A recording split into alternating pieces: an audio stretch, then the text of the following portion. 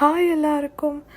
நான் இன்னைக்கு உங்களோட எங்களோட நயாக்ரா டைரியிலேருந்து ஹெலிகாப்டர் ரைடை பற்றி தான் நான் உங்களோட ஷேர் பண்ணலான்னு இருக்கேன்.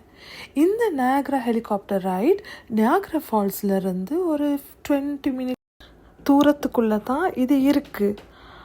இதில் என்ன ஸ்பெஷல்னு பார்த்தீங்கன்னா, நயாக்ரா ஃபால்ஸ்ட்டு அந்த டாப் வியூவை பார்க்கக்கூடிய ஒரு சான்ஸ் எங்களுக்கு கிடைச்சது. அது எங்களுக்கு ஒரு ஒன்ஸ் இன் லைஃப் டைம் மூமெண்ட்டாகவும், ஒரு புதிய அனுபவமாகவும், ஒரு எக்ஸைட்டிங் மூமெண்ட்டாகவும் இருந்தது. அந்த ஹெலிகாப்டர் ஃபுல்லாக கிளாஸாக இருந்தனால அந்த கிட்டத்தட்ட ஒரு வானத்தில் ஒரு பறக்கிற ஃபீல் மாதிரியும், பைலட் திடீர்னு ஹெலிகாப்டரை கீழ் நோக்கி திருப்பிட்டாரு. நான் எல்லாம் பயந்தனே ஒரு பயம்.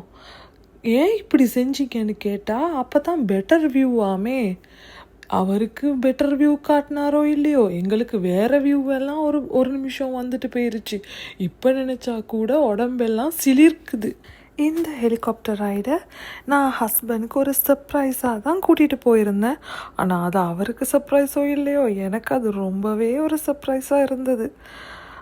அவர் அது ரொம்ப த்ரில்லிங்காக இருந்ததாகவும் தான் என்ஜாய் பண்ணதாகவும் சொன்னார். வேறு லெவலில் வேறு அதை சொன்னார். எனக்கு என்னென்னா, நான் இன்னும் ஏதோ கடவுளை கண்டுட்டு வந்த மாதிரி தான் எனக்கு ஃபீல் பண்ணிச்சு. ஸோ நீங்களும் இந்த மாதிரி நயாக்ரா ஃபால்ஸ்க்கு வந்தீங்கன்னா வெறும் ஃபாலை மட்டும் பார்க்காம